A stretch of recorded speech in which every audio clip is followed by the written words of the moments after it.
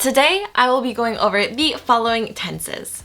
I will go over each one, their uses, and give video examples and quizzes along the way.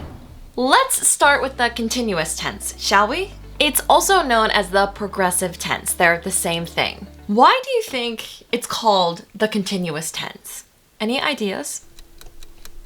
Because when you speak in the continuous tense, you are talking about something that is going on, has been going on, or that you are in the process of, that's continuing. It's an action that's long and that's being continued.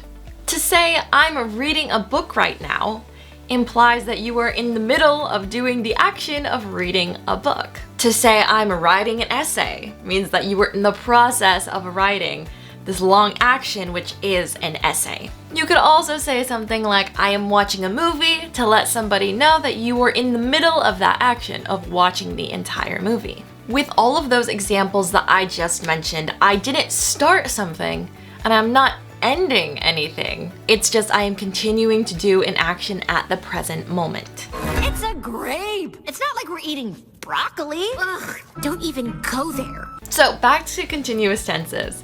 If somebody asks you a common question like, what are you doing? Or what you are up to, you would probably respond in the continuous tense. That's because the person asking the question wants to know what you are doing right now, what you are in the middle of doing right now. What I just explained is also in the present continuous tense.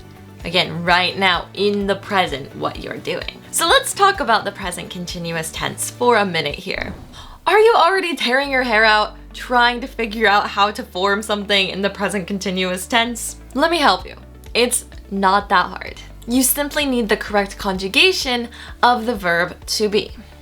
Next, you need a present participle form of a verb to follow it. An easier way to remember the present participle is to simply refer to it as the ing verb. It's when we take the base form of the verb and add the suffix ing to the end of it. Remember, if the verb ends in an e, like come, for example, you simply have to remove the e and add ing. Another example could be drive. You take out the e and add the ing to it, driving. If a verb with one syllable ends with a consonant, then the consonant should be doubled before adding ing. For example, we have to dig ends up being digging, and to run becomes running. All you need to do is remember one syllable with one consonant equals the double consonant at the end plus ing. It's as simple of an equation as that.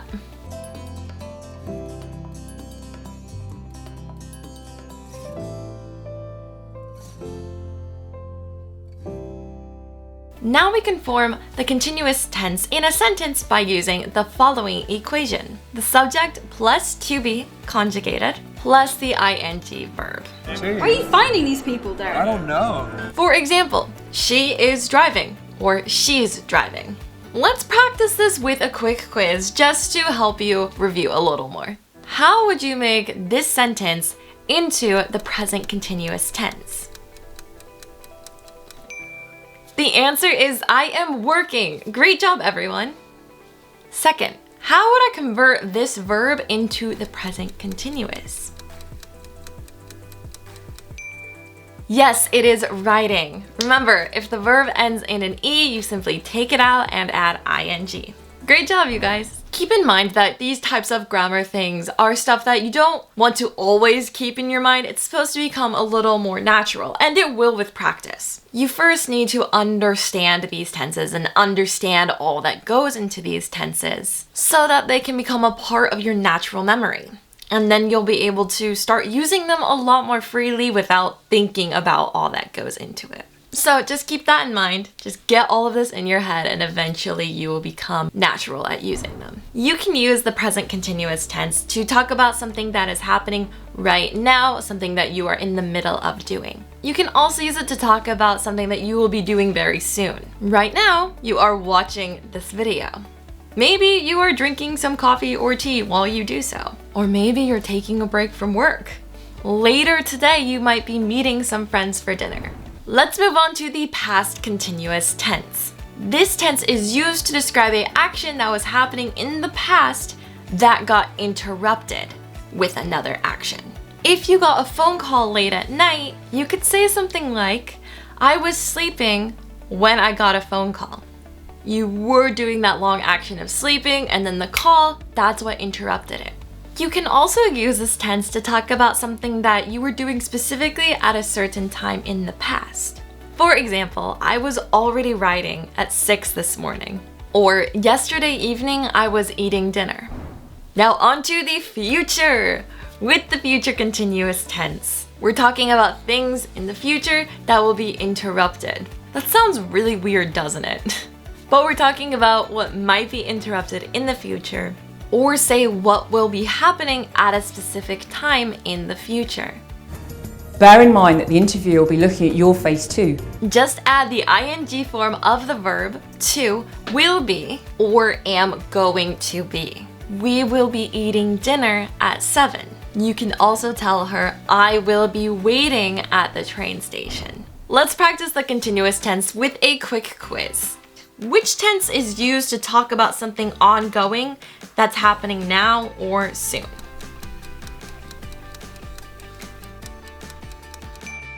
Yes, it's in the present continuous tense. Right now, I am filming this video. Later on, I am meeting some friends for a movie. Like that. Second, we have a situation for you, so listen closely. You're at work and you ask your coworker if they want to eat lunch with you. They respond and say, oh, I have a meeting at that time. How can you use the continuous tense to make that sentence sound a little more advanced? Now, your responses might sound a little bit different from mine, but what I would say is, I'll be in a meeting at that time. Or I'll be holding a meeting at that time. By the way, if you're finding all of this information helpful and useful, be sure to give this video a thumbs up to let me know. And share it with a friend who you think might need to watch this.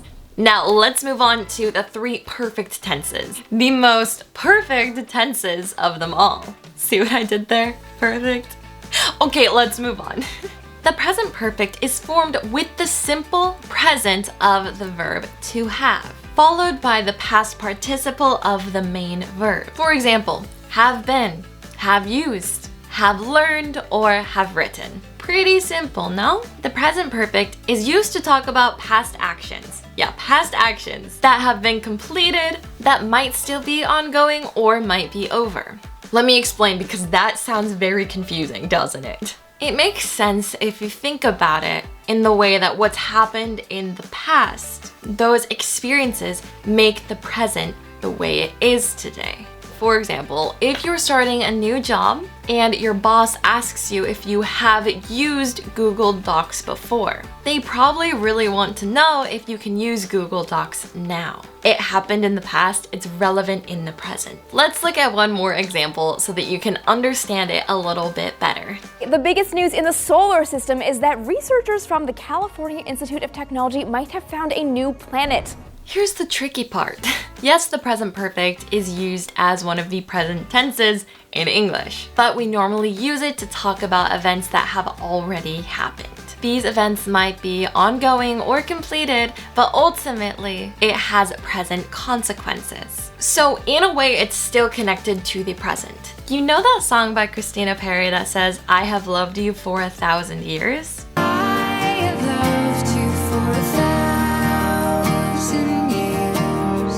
That's the present perfect tense. She is using the present perfect tense to say that she loves this person, she started loving this person in the past, and it is ongoing right now in the present. I have loved you for 1,000 years. Implies that she's loved this person for that long and she's going to keep on loving that person. It has present consequences. In other words, present perfect is still listed under the present tense because something took place just now or recently. Therefore, it is still connected to the present. It has present consequences. This tense is very helpful when you're in a job interview and you are talking about past achievements that are relevant today. For example, someone in their job interview could say something like this. I have written 3 essays which appeared in the New York Times Magazine. Let's take a look at the past perfect tense now. It's used to describe past events that were finished before another action took place. Similar to the present perfect, we use the past participle of our action verb, but place had before it. For example, if you were telling a story and you wanted to set the scene, to explain what happened before the main action of the story, you could say something like this. I had gone to bed when I heard a strange sound near my door. Gone is the past participle of the verb to go. Of course, I heard is in the simple past tense. You will often see these two tenses, the past perfect and the simple past, paired together in this way. It's safe to say that the past perfect tense is used a lot in storytelling. If you were talking about the business meeting you were late to, for example, you could say, I had just walked into the meeting when everyone's eyes landed on me. It was so embarrassing. Now let's move on to the future. We use the future perfect tense to talk about an action that has not yet taken place as though it has already happened. Mind blown, right? Let me explain. In other words, we are looking forward to when a certain action or event will be completed or finished. For example, you might use this tense when giving a promise to someone or telling somebody when a certain assignment will be completed, or when setting a deadline on a project. To form this tense, we use will followed by have, and then use the past participle form of the action verb. If you make the choice to sit and be bored for these 180 seconds, you will have finally taken the first step in regaining control over the one truly unrenewable resource in life, your time. Here's an example that you might remember from your school days. Mom, I will have finished my homework before I go to the movies, okay? Again, if you notice it, there are two actions that are happening in this sentence: finishing homework and going to the movies. And the future perfect is the one that will be completed first. Here are a few more video examples. If a fire causes a stampede to the unmarked exits, it'll have been well worth it for those who survive. At least one person will have seen this video. Let's pause, take a breather, and do another quiz to review the perfect tenses. First, when I say, I had just finished studying when my stomach grumbled, what tense is this in? The answer is the past perfect, because it's a past action that was interrupted by another one. Second, when I say, I have been an English teacher for the past 3 years, what tense is this in?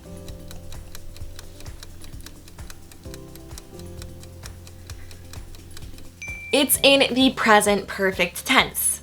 And do you know why? It's because it was a completed action in the past that has present consequences. It's relevant now in the present. My top tip for memorizing these tenses and really getting them in your head so that you can use them in real life is to watch real-world videos like movies and shows and even interviews. This is going to help you notice how these tenses are used in real life and will, in turn, get them into your head more.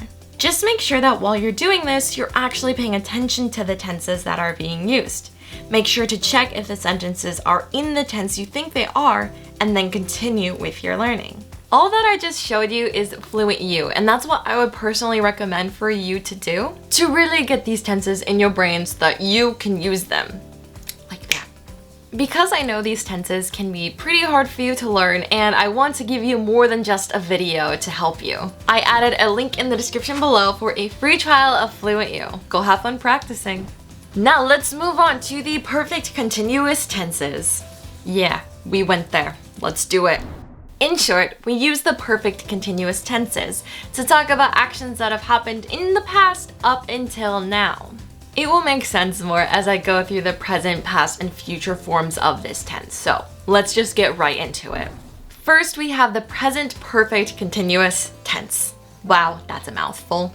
This tense is used to talk about incomplete actions that have started in the past and continue to the present. It's formed by using has been or have been and then adding ing to the main verb. In the negative form, has and have can be used as hasn't or haven't. And that's actually pretty normal. In English, we do lots of contractions. For example, I have been trying to study my math for the past 3 hours, but I keep getting distracted. This action, it started in the past 3 hours ago, right?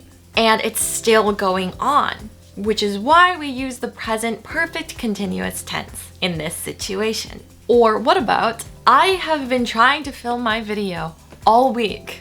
This is an action that started at some point in the past, and it's not finished yet. It's still going on.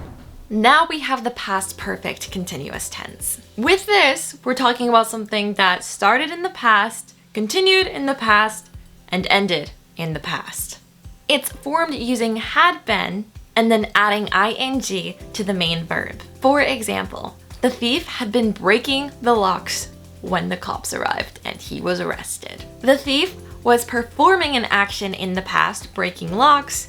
That action was cut short though when he was caught by the police. So all of that happened in the past. Another example could be, he had been writing his first book when I met him. Let's say this guy that I met in the past was in the process of writing a book when I met him. But the book is already published. That already happened in the past. That whole action happened in the past. It's done. But I met him when he was in the process of completing that action. He was in the process of writing the book.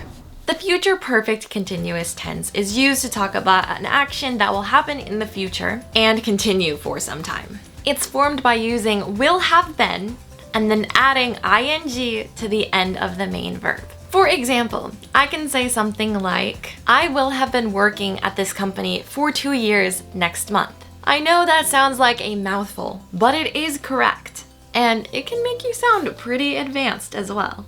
This sentence is implying that when that next month has passed, at that point in the future will be the time that I have worked for the company for 2 years. Here's another example. Let's say I have a friend who is traveling the world right now, and I say, he will have been traveling for an entire year in December. This means once December comes, once the future point happens, that action will then be completed. He will have been traveling for a year. Feeling a little overwhelmed? Let me clear your head real quick with a quick quiz. When I say the sentence, I had been writing my thesis when I got a migraine, what tense is that in?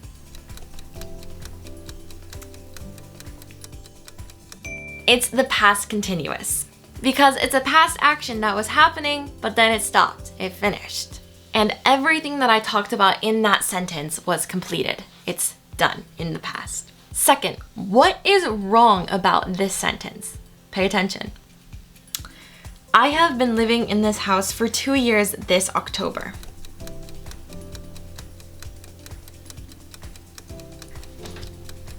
This sentence should be, I will have been living in this house for 2 years in October. This sentence is in the future perfect continuous tense. So it needs to have will have been in there.